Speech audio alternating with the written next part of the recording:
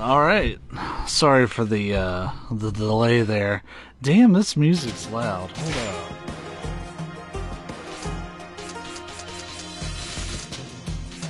I can't change that. Oh, I can't even show you the reminiscence screens. So, never mind. I was gonna do what I did for the Yakuza series and, pull up the pictures at least. Yeah, it's not doing that. So, anyways,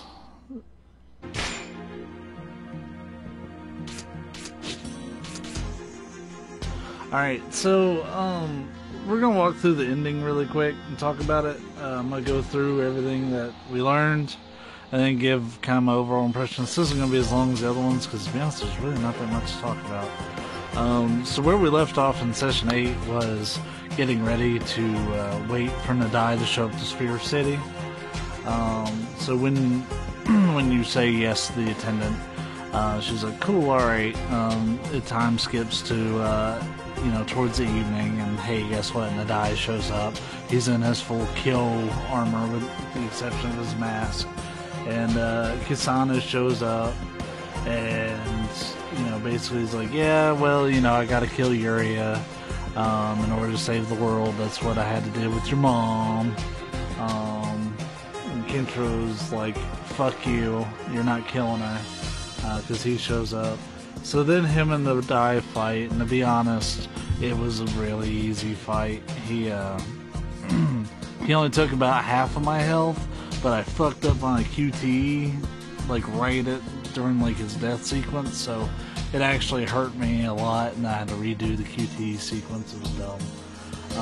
Anyways, after the fight, Targa shows up with the entire army of Ruin, and they all storm the chamber now that Nadai has opened it, because Nadai was going to rush in and just kill Yuria.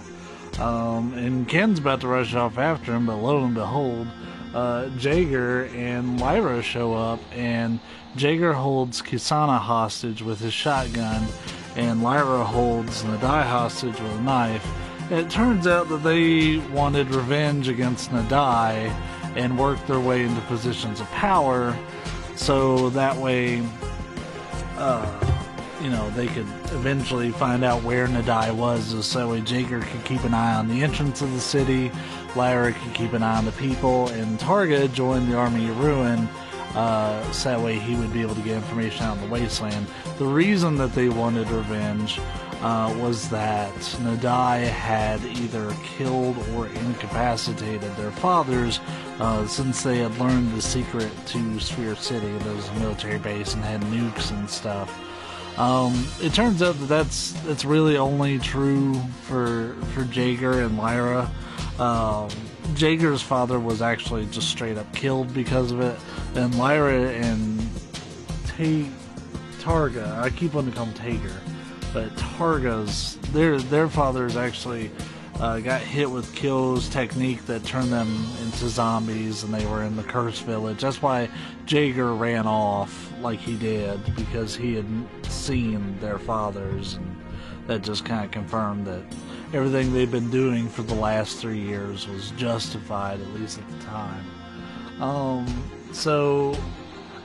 Targa explains that when Nadai had used his style on Jaeger, that started to turn him into one of the corrupted people, and also the style that was used on his men. That was how he had figured out that Kyo was actually Nadai. That was during the Jaeger fights when everything was kind of revealed.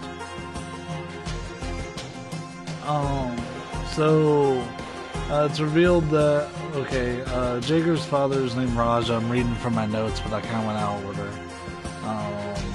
Blah, blah, blah, blah. And the reason that Nadai actually killed Raja, who is Jaeger's father, is that Raja took Nadai's wife and Kisana's mother hostage in order to control the base. It's why she was injured in the first place, and it's why she had gone into the thing. So Nadai killed him as a result of that. So the time had come, basically. Targa was like, "Okay, let's kill people and, you know, do the thing we planned about for 3 years." And Jaeger, he tries, but he can't pull the trigger on Xana or Kisana. And Lyra kind of does the same with Nadai. So Targa ends up shooting both of them because, yeah, he has handguns and they do a bunch of damage. And then Targa's like, "I didn't want revenge, I really just wanted access to Sphere City." So he reveals that he has these like machine implants in from the war. Basically half his body is a machine, and Nadai's style where he can manipulate electricity using his key is kind of his big weakness. So the fact that Nadai is no longer really able to do that, you know, given the position he was in, you know, made it kind of a moot point.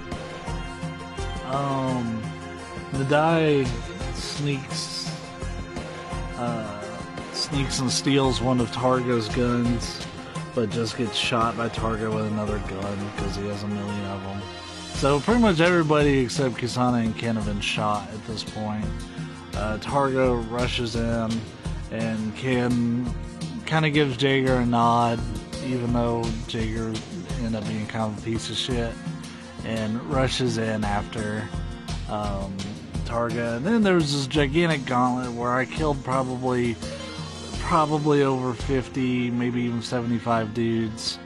It was kind of like when we ran through the camp, but just more dudes, and they hurt, and I had to use healing items, and yeah. So anyways, we catch up to Targa. He's just like, "Yeah, I just wanted to watch the world burn." And then, with everybody dead, except for me and Yuria, I was going to become a new god. And I was going to force Yuria to have my babies, and we start humanity over again, but with me as a god, and this will be my legend. And Ken's like, "No, fuck you," and you kill him. To be honest, he was actually pretty difficult. With the Yakuza games in general, anytime an enemy has a gun, they are immensely more difficult, even if they are otherwise unremarkable. Just the fact they have a gun really is kind of an equalizer, and it sucks. I mean, we did beat him, and we had some healing to spare. I still have maybe like 3 or 4 jerkies left over. So anyways, Targa's like, "I don't have pressure points," and Ken's like, "Fuck you, yes you do." And Targa's like, "Oh god, I have pressure points," and his head explodes, and he falls off the side. So Ken opens up the thing that has Yuri in it, and he's like, "Sup?" And she's like, "Hey." And he's like, "We're gonna die, so just chill with me." And she's like, "K." And the credits hit. Oh, Ken had to hit a button, by the way. I didn't mention this. This is kind of important. When Ken was going in, Nadai was like, "Bro, just so you know, there's a big button that'll like close up Sphere City. So it might protect everybody from the nukes, we don't know." And Ken's like, "Hey." So when Ken gets there and after he beats Targa, he hits the button, and that's what closes up Sphere City. But anyways, the credits roll, and after the credits, Kasana's kneeled and sang a prayer at the gate, wishing Ken farewell. And Jaeger's like, "Yo, are you gonna keep everybody waiting? You're the maiden, holy maiden of Eden or whatever," and like the whole city's waiting and whatnot. So everybody's fine. The nukes you do get to see the nukes go off when that happens, and they start to go up. But right as they're going up, Nadai shows up and pushes Ken and Yuria back into the chamber and closes it, protecting them from the damage of it. So they end up living too. So everybody sees this big white flash of light. You get to see Ray and his sister, Irie. You get to see the boy and the grandfather from the start of the game. And it cuts to Ken and Yuria. They're driving in Ken's car out in the wasteland. And Yuri's like, "Where are we gonna go?" And Ken's like, "Well, I don't know, but I do have to make a delivery." And in the back, he's got a bunch of apples because he promised the kid at the beginning of the game that he would give them a bunch of apples. So that is a very quick summary of the story. Since I couldn't show it, and the game's suddenly got very picky about what scenes I could show. Yeah. So to talk about the game in general, from a gameplay perspective, for the most part, the game was pretty enjoyable. Definitely has Yakuza roots in its gameplay style, but they did try some new things. To be quite honest with you, I really didn't care for actually exploring the wasteland. On paper, it sounds like a really good idea, but they committed to it just enough to make it a pain in the butt, but they didn't commit to it enough to actually make it fun. It felt like a chore anytime I had to go out there. The fast travel system was just inconvenient enough to not be convenient. It was there, it let you get around, but not being able to leave straight from Eden, or teleport straight to Eden, as little of a nitpick as that is, it just feels like kind of lazy to me. The fact that you can't port to Cassandra, you still have to drive over, even though there's a checkpoint maybe 30 seconds away. It's really nitpicky stuff, I understand, but I just wasn't really a fan of the Wasteland segments. I would have maybe, honestly, with the story and the times that they tried to fit Fists of the North Star into the story they were making,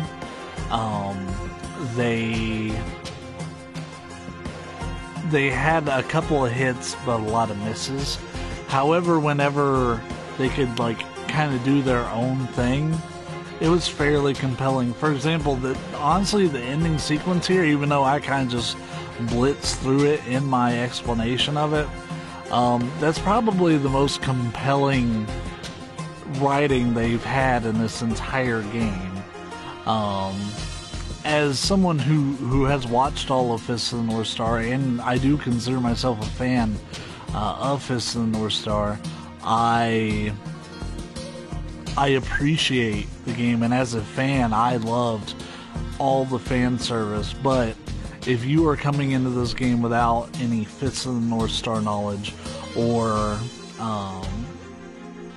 or just a big Yakuza fan and want more, this game does not really deliver as well on the story, especially when they're attempting to incorporate elements of fan service into the story. The original elements of the story were pretty good for what they were.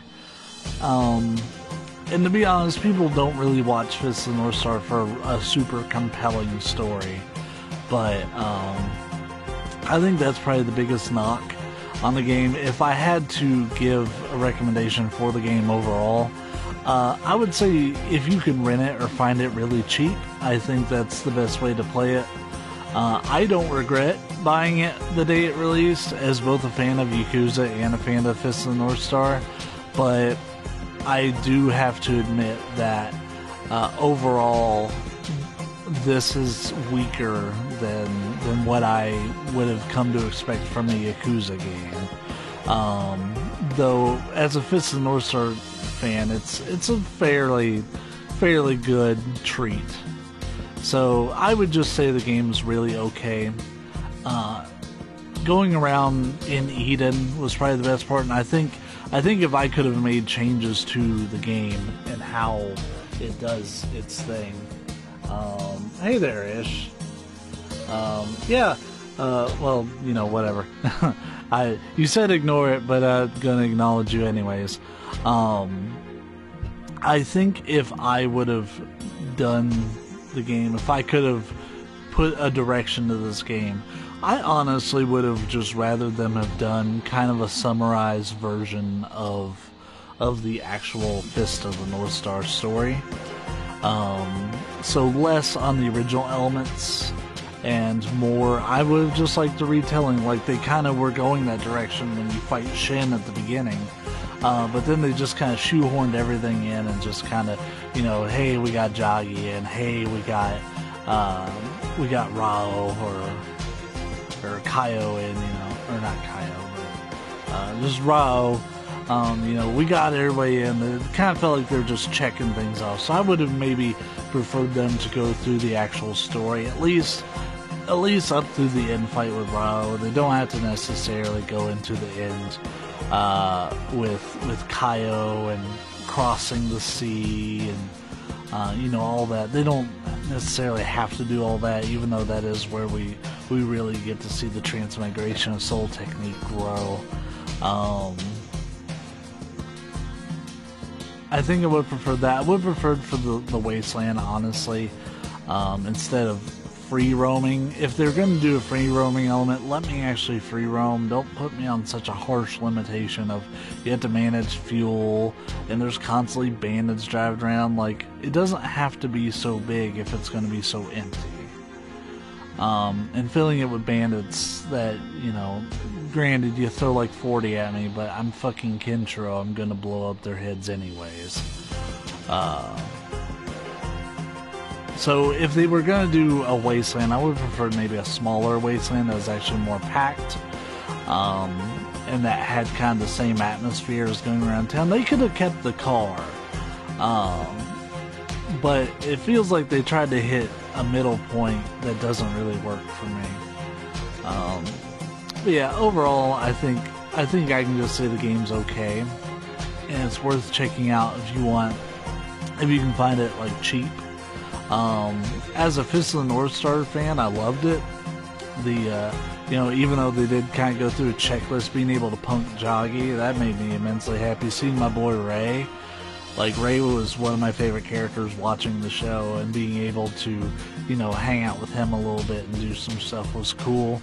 Always loved seeing Toki and Rao. Rao was such a badass, and the fight with him was definitely one of the harder fights in the game, as it should have been. Honestly, I would maybe say that Coliseum fights aside, because they're tweaked purely from a gameplay perspective, to be, you know, difficult. That and I suck against the Ray clone in there. But he was probably the second most difficult fight, aside from maybe Targa at the end. But that, I mean, Targa is the final boss. He better be difficult. And to be honest, in the Yakuza games, for the most part, the final boss is considerably difficult. I think Kiwami 2 is probably the easiest one, funnily enough. Even though that guy's a total badass in himself. Is Ryuji Goda? But anyways, that wraps up the discussion on my end. Overall, I would say that I mostly enjoyed my time with the game, though I will admit there's a part of me that's happy that we're through it. I'm eager to check out the Endless Eden mode whenever I come through and clean up trophies and whatnot. And I will make sure to stream it, you know, whenever that day comes, if it comes. It's a thing I want to do, but I have so much to do that I can't really prioritize, you know, trophy hunting. This doesn't really have that spark like Nier did, or Horizon, or Sleeping Dogs, you know. So with that said, I'm going to go ahead and cut the stream. Tomorrow, as a reminder, tomorrow is The Quiet Man. That will probably get finished in one run. Maybe two, depending on what I know about the game. We'll see how it goes. And I will be posting an updated stream schedule on the Facebook page. So until then, thanks for stopping by, and I will see you whenever you decide to join next. Later.